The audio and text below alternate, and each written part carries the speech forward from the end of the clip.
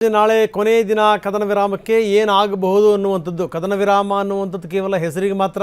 ಇವರು ಅವ್ರ ಹಡಗನ್ನು ಇಟ್ಕೊಳ್ಳೋದು, ಅವರು ಇವ್ರ ಹಡಗಿನ ಮೇಲೆ ದಾಳಿ ಮಾಡೋದು, ಇದೆಲ್ಲದೂ ಕೂಡ ನಡೆದೇ ಇದೆ. ಇದೆಲ್ಲದರ ಜೊತೆಗೆ ನಾಳೆ ಕೊನೆಯ ದಿನ ಆಗಿರೋದ್ರಿಂದ ಇವತ್ತು ಎರಡನೇ ಸುತ್ತಿನ ಸಂಧಾನ ಮಾತುಕತೆ ಆಗಬೇಕು. ಅಂದರೆ ಅದಕ್ಕೆ ಈಗಾಗಲೇ ಪ್ರಿಪರೇಷನ್ಗಳು ಶುರುವಾಗಿದೆ.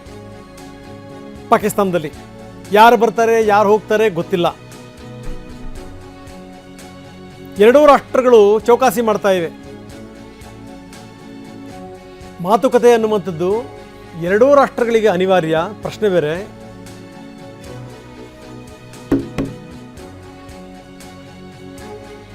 ಆದರೆ ಎರಡನೇ ಸುತ್ತಿನ ಮಾತುಕತೆಗೆ ಈ ಪಾಕ್ ಕಡೆಗೆ ಈಗಾಗಲೇ JD ವ್ಯಾನ್ಸ್ ನಿಯೋಗ ಬಂದಿದೆ.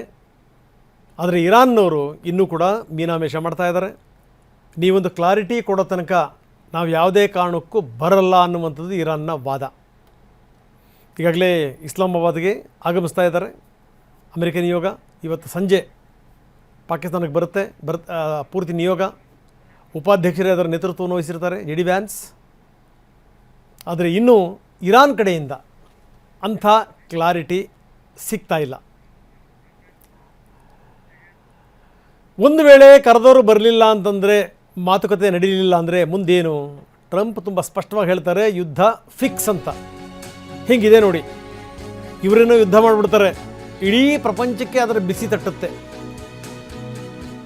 ದೊಡ್ಡ ಸಂದೇಶವನ್ನು ರವಾನೆ ಮಾಡಿದ್ದಾರೆ. ನೀವೇನಾದರೂ ಮಾತುಕತೆ ಬರಲಿಲ್ಲ ಅಂತಂತಂದರೆ, ನಮ್ಮ ಪಾಯಿಂಟ್ಸ್ಗಳಿಗೆ ನೀವು ಒಪ್ಪಲಿಲ್ಲ ಅಂತಂತಂದರೆ ಬರೆದಿಟ್ಕೊಳ್ಳಿ, ಯುದ್ಧ ಆಗುತ್ತೆ, ಮತ್ತೆ ಯುದ್ಧ ಖಚಿತ.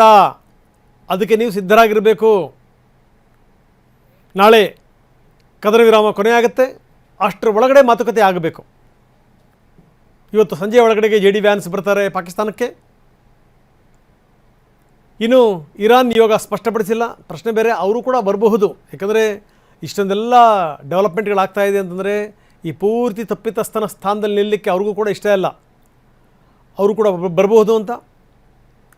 ಇಲ್ಲಿ ಕೆಲವೊಂದು ಕಂಡೀಷನ್ಸ್ ಇದೆ.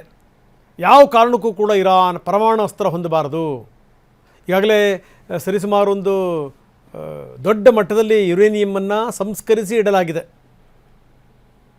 ಆ ಸಂಸ್ಕರಿಸಿ ಇಟ್ಟಿರುವಂಥ ಯುರೇನಿಯಮನ್ನು ವಾಪಸ್ ಕೊಡಬೇಕು.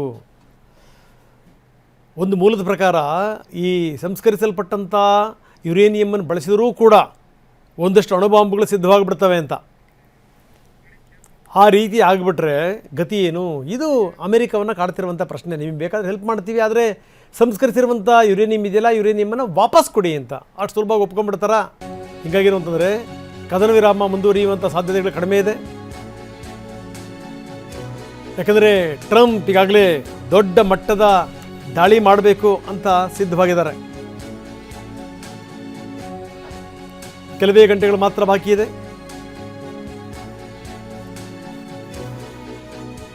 ಅಮೆರಿಕ ಇರಾನ್ ಹಠಕ್ಕೆ ಜಗತ್ತಿನ ರಾಷ್ಟ್ರಗಳು ಶಾಕ್ ಆಗ್ತಾ ಇವೆ. ವಾಲ್ ಸ್ಟ್ರೀಟ್ ಜರ್ನಲಲ್ಲಿ ಇದರ ಬಗ್ಗೆ ವರದಿ ಕೂಡ ಬಂದಿದೆ.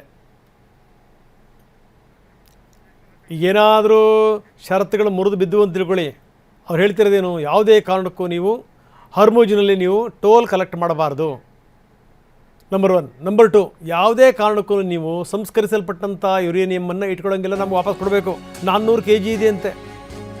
400 kg ಅಂದರೆ ಇರಾನ್ ಸುಮ್ಮನೆ ಕೂತಿರಲಿಲ್ಲ. ಒಂದು ವೇಳೆ ಇಷ್ಟೇನಾದರೂ ಇತ್ತು ಅಂತಂತಂದರೆ ಪರಮಾಣು ಶಸ್ತ್ರಾಸ್ತ್ರ ರೆಡಿಯಾಗಿರ್ತವೆ ಅಂತ ಅರ್ಥ. 400 kg ಯುರೇನಿಯಂ, ಅದನ್ನು ಹೇಗಾದರೂ ಮಾಡಿ ವಶಕ್ಕೆ ಪಡಿಬೇಕು. ಮತ್ತೆ ಯುರೇನಿಯಮನ್ನು ಸಂಸ್ಕರಣೆ ಒಳಪಡಿಸಬೇಕು ಅಂತಂದರೆ ದಶಕಗಳು ಬೇಕು. ನೋಡೋಣ ಮುಂದೆ. ಯಾವುದೇ ಕಾರಣಕ್ಕೂ ನೀವು ಅಣುಬಾಂಬನ್ನು ಹೊಂದಂಗಿಲ್ಲ. ಸಂಸ್ಕರಿಸಲ್ಪಟ್ಟಂಥ ಯುರೇನಿಯಮನ್ನು ವಾಪಸ್ ಕೊಡಬೇಕು. ಜೊತೆಗೇನು ಅಂತಂತಂದರೆ ಹರ್ಮುಜ್ನಲ್ಲಿ ನೀವು ಯಾವುದೇ ಕಾರಣಕ್ಕೂ ಟೋಲ್ ಮಾಡೋಂಗಿಲ್ಲ, ದುಡ್ಡು ವಸೂಲಿ ಮಾಡೋಂಗಿಲ್ಲ. ಇದನ್ನು ಅಷ್ಟು ಸುಲಭವಾಗಿ ಇರಾನ್ ಏನಾದರೂ ಒಪ್ಕೊಳ್ಳುತ್ತಾ? ಇರಾನ್ ಏನಾದರೂ ಒಪ್ಕೊಳ್ಳುತ್ತೆ ಅಂತಂದರೆ ಅವ್ರ ಕೈನಲ್ಲಿರುವಂಥ ಉಗುರು, ಬಾಯಲ್ಲಿರುವಂಥ ಹಲ್ಲು, ಅದನ್ನೆಲ್ಲವನ್ನು ಕಿತ್ತು ಆರಾಮಾಗೆ ಅಮೆರಿಕ ಕಡೆ ಕೊಟ್ಟಂಗೆ. ಆಯ್ತಪ್ಪ, ನಮ್ಮ ಉಗುರು ಕಿತ್ತುಕೊಟ್ವಿ, ಆಯ್ತಪ್ಪ ನಮ್ಮ ಹಲ್ಲು ಕಿತ್ತುಕೊಟ್ವಿ, ನಮ್ಮ ಶಸ್ತ್ರಾಸ್ತ್ರಗಳನ್ನೆಲ್ಲವೂ ಕೂಡ ನಿಮಗೆ ಒಪ್ಪಿಸ್ಬಿಟ್ವಿ, ಆಯ್ತೇನು ಬಿಡುತ್ತಾ ಅಮೆರಿಕ ಈಗಲೇ ಬಗ್ಸಿದೆ. ಬಗ್ಸೋದಲ್ಲ, ಪಾತಾಳಕ್ಕೆ ತುಳಿದು ಬಿಡ್ತಾರೆ. ಅಮೆರಿಕ ಇಸ್ರೇಲ್ ಸೇರಿಕೊಂಡು ಯಾವುದೇ ಕಾರಣಕ್ಕೂ ಇದಕ್ಕೆ ಒಪ್ಕೋಬಾರದು ಅಂಥೇಳಿ ಇರಾನ್ ಹರಸಾಹಸವನ್ನು ಮಾಡ್ತಾಯಿದೆ. ನೋಡಬೇಕೇನಾಗುತ್ತೆ ಅಂತ. ಕೆಲವೇ ಗಂಟೆಗಳು ಬಾಕಿ ಇದೆ. ಏನಾದರೂ ಸಂಧಾನ ಏನಾದರೂ ಆಚೆ ಈಚೆ ಆಯಿತು ಅಂತಂದರೆ ಮತ್ತೆ ಭೀಕರ ಯುದ್ಧ ಖಚಿತ. ಆ ರೀತಿ ಆಯಿತು ಅಂತಂದರೆ ಭಾರತವೂ ಸೇರಿದಂತೆ ಬೇರೆ ಬೇರೆ ರಾಷ್ಟ್ರಗಳು ಬಳಲುವಂಥದ್ದು ಕೂಡ ನಿಶ್ಚಿತ. ಇದೆಲ್ಲದರ ಜೊತೆಗೆ ಗಾಲಿಬಾಫ್ ಟ್ವೀಟ್ ಮಾಡಿರುವಂಥದ್ದು ಇರಾನ್ನ ಸ್ಪೀಕರ್, ಬೆದರಿಕೆಗಳ ನೆರಳಲ್ಲಿ ನಾವು ಯಾವುದೇ ಕಾರಣಕ್ಕೂ ಮಾತುಕತೆ ನಡೆಸಲ್ಲ. ಹೆಂಗಿದೆ ನೋಡಿ. ನೀವು ಇರಾನ್ ಬಂದನ್ನು ಸೀಸ್ ಮಾಡ್ತೀರಿ, ಕದನ ವಿರಾಮ ಉಲ್ಲಂಘನೆ ಮಾಡ್ತೀರಿ,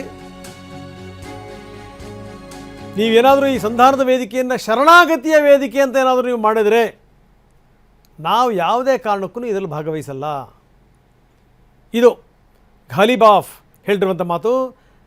MB ಘಾಲಿಬಾಫ್ ಇರಾನ್ನ ಸ್ಪೀಕರ್. ಇತ್ತೀಚಿನ ದಿನಗಳಲ್ಲಿ ಬಹಳ ಸಕ್ರಿಯವಾಗಿರುವಂಥ ರಾಜಕಾರಣಿಗಳಲ್ಲಿ ಸ್ಪೀಕರ್ ಕೂಡ ಒಬ್ಬರು. ಅವ್ರಿಗೆ ತುಂಬ ಚೆನ್ನಾಗಿ ಗೊತ್ತಿದೆ ಈ ಮಾತುಕತೆ ಹೆಂಗೆ ಹೋಗಬೇಕು, ಹೋಗುವಂಥ ಸಂದರ್ಭದಲ್ಲಿ ಯಾವ್ಯಾವ ತಂತ್ರಗಾರಿಕೆಗಳನ್ನು ಎದುರಿಸಬೇಕು.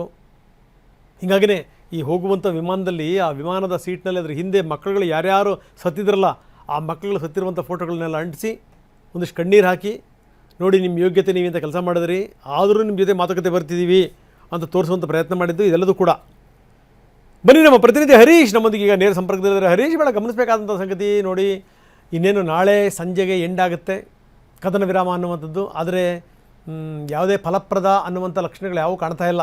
ಯಾಕಂದರೆ ಒಂದು ಕಡೆಗೆ ಈಗಾಗಲೇ ಪಾಕಿಸ್ತಾನದ ಕಡೆ ಹೊರಟಿದ್ದಾರೆ ನಾಯಕರುಗಳು, ಅಮೆರಿಕ ನಾಯಕರುಗಳು. ಸಂಜೆ ಒಳಗಡೆಗೆ ಉಪಾಧ್ಯಕ್ಷರು ಕೂಡ ಬರ್ಬೋದು ಅನ್ನುವಂಥ ಮಾತುಗಳು ಕೇಳಿ ಬರ್ತಾ ಇದೆ. ಆದರೆ ಇರಾನ್ ಇನ್ನೂ ಕೂಡ ಯಾವುದೇ ಕ್ಲಾರಿಟಿ ಕೊಟ್ಟಿಲ್ಲ. ಅಂದರೆ ಬಂದರೆ ಬರ್ಬೋದು, ಬಿಟ್ಟರೆ ಬಿಡ್ಬೋದು. ನೀವು ಈ ಬೆದರಿಕೆ ನೆರಳಲ್ಲಿ, ನೀವು ಹೀಗೆ ಧಮಕಿ ಹಾಕುವಂಥ ನೆರಳಲ್ಲಿ ನಮ್ಮನ್ನಿಟ್ಟು ನೀವು ಮಾತುಕತೆ ಮಾಡಿ ಅಂತಂದರೆ ನಾವು ಬರಲ್ಲ ಅನ್ನುವಂಥ ಮಾತನ್ನು ಅವ್ರು ಹೇಳಿರುವಂಥದ್ದು. ಹಾಗೇನಾದರೂ ಆಯಿತು ಅಂತಂದರೆ ಅದು ಇರಾನ್ಗೂ ಕೂಡ ಕರಾಳ ದಿನಗಳು ಬರ್ತವೆ ಗ್ಯಾರಂಟಿ ಅನ್ನುವಂಥದ್ದು. ಜೊತೆಗೇನು ಅಂದರೆ ಭಾರತವೂ ಸೇರಿದಂತೆ ವಿಶ್ವದ ಬೇರೆ ಬೇರೆ ರಾಷ್ಟ್ರಗಳು ಕೂಡ ಇದರ ಬಿಸಿಯನ್ನು ಅನುಭವಿಸುವಂಥದ್ದು ಕೂಡ ಪಕ್ಕ. ಏನಂತೀರಿ? ಹೌದು ರಂಗನಾಥ್, ನಾಳೆ ಬೆಳಗ್ಗೆ 5:30ಕ್ಕೆ ಕದನ ವಿರಾಮ ಮುಕ್ತಾಯ ಆಗುತ್ತೆ. 2 ವಾರಗಳ ಕದನ ವಿರಾಮ ನಾಳೆ ಬೆಳಿಗ್ಗೆ ಮುಕ್ತಾಯ ಆಗೋದ್ರಿಂದ ನಾಳೆ ಮಧ್ಯಾಹ್ನದ ಒಳಗೆ 2ನೇ ಸುತ್ತಿನ ಮಾತುಕತೆ ನಡೀಲೇಬೇಕಾಗಿದೆ. 2ನೇ ಸುತ್ತಿನ ಮಾತುಕತೆ ಇಸ್ಲಾಮಾಬಾದ್ನಲ್ಲಿ ವೇದಿಕೆ ಸಜ್ಜಾಗಿರುವಂತಹದ್ದು. 20,000ಕ್ಕೂ ಹೆಚ್ಚು ಭದ್ರತಾ ಸಿಬ್ಬಂದಿಗಳನ್ನು ಇಸ್ಲಾಮಾಬಾದ್ನಲ್ಲಿ ನಿಯೋಜನೆ ಮಾಡಲಾಗಿದೆ. ಸಂಪೂರ್ಣವಾಗಿ ರೆಡ್ ಝೋನ್ ಅನ್ನುವಂತಹ ನಿಟ್ಟಿನಲ್ಲಿ ಎಚ್ಚರಿಕೆಯನ್ನು ವಹಿಸಲಾಗಿದೆ. ಇವತ್ತು ಸಂಜೆಯ ವೇಳೆಗೆ ಅಮೆರಿಕದ ಪ್ರತಿನಿಧಿ JD ವ್ಯಾನ್ಸ್ ಕೂಡ ಈ ಒಂದು ಸಭೆಗೆ ಹಾಜರಾಗಲಿದ್ದಾರೆ. ಕಳೆದ ಮೊದಲ ಸಭೆಯಲ್ಲಿ ನಡೆದಂತಹ ಸಭೆಯಲ್ಲಿ ಯಾವ್ಯಾವೆಲ್ಲ ಪ್ರತಿನಿಧಿಗಳು ಭಾಗಿಯಾಗಿದ್ರು ಅಮೆರಿಕದಿಂದ, ಅದೇ ಪ್ರತಿನಿಧಿಗಳು ಕೂಡ ನಾಳಿನ ಸಭೆಯಲ್ಲಿ ಭಾಗಿಯಾಗಲಿದ್ದಾರೆ. ಇವತ್ತು ಸಂಜೆಯ ವೇಳೆಗೆ ಪಾಕಿಸ್ತಾನದ ಇಸ್ಲಾಮಾಬಾದ್ನ ಅಮೆರಿಕದ ಪ್ರತಿನಿಧಿಗಳು ತಲುಪಲಿದ್ದಾರೆ.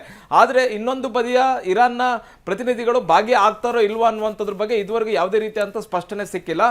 ಆದರೆ ಇರಾನ್ ಒಂದು ಎಚ್ಚರಿಕೆಯನ್ನು ಕೊಡ್ತಾನೆ ಇದೆ. ಈ ಒಂದು ಮಾತುಕತೆ, 2ನೇ ಹಂತದ ಮಾತುಕತೆ ಏನಿದೆ, ಇದು ಶರಣಾಗತಿಯ ವೇದಿಕೆ ಆಗಬಾರ್ದು, ಮತ್ತೆ ಯಾವುದೋ ಬೆದರಿಕೆಯನ್ನು ಹಾಕಿ ನಮ್ಮನ್ನೇನೋ ಒಪ್ಪಿಸ್ತೀವಿ ಅನ್ನುವಂಥದ್ದನ್ನು ಅಮೆರಿಕ ಅಂದ್ಕೊಂಡಿದ್ರೆ ಅದು ಸುಳ್ಳು. ನಾವು ಯಾವುದೇ ಬೆದರಿಕೆಗಳಿಗೆ ಬಗ್ಗೋದಿಲ್ಲ, ಅಥವಾ ಇದನ್ನು ಶರಣಾಗತಿಯ ವೇದಿಕೆ ಅಂತಲೂ ಕೂಡ ಯಾರು ತಿಳಿಬೇಕಾಗಿಲ್ಲ. ನಾವು ನಮ್ಮ ಷರತ್ತುಗಳನ್ನ ಮುಂದಿಡ್ತೀವಿ ಅನ್ನುವಂಥದ್ದು ಹೇಳಿದೆ. ಇದು ಶರಣಾಗತಿಯ ವೇದಿಕೆಯಾಗಿ ಬದಲಾದರೆ ನಾವು ಯಾವುದೇ ಕಾರಣಕ್ಕೂ ಈ ಒಂದು ಸಭೆಯಲ್ಲಿ ನಾವು ಭಾಗಿಯಾಗೋದಿಲ್ಲ ಅನ್ನುವಂತಹ ನೇರ ಎಚ್ಚರಿಕೆಯನ್ನು ಇರಾನ್ ಕೂಡ ಕೊಟ್ಟಿದೆ.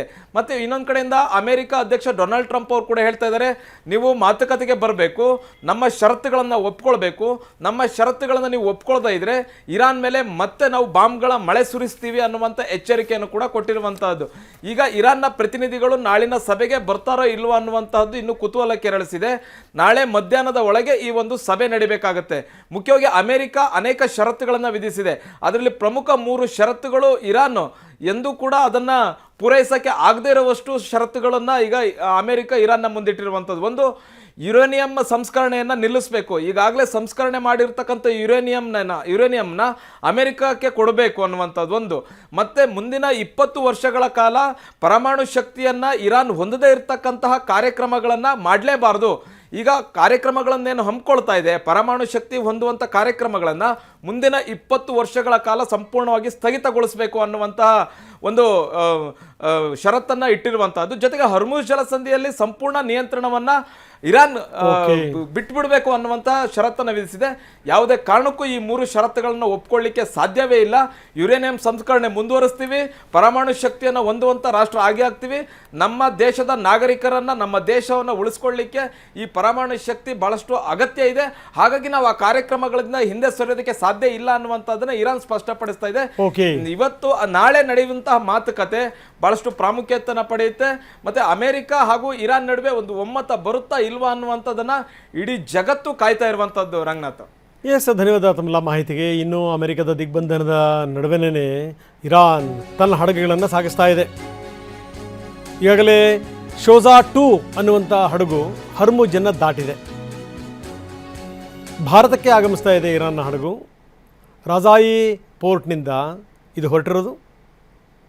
ಕಾಂಡ್ಲಾ ಬಂದರಿಗೆ ಬರುತ್ತೆ ಶೋಜಾ 2.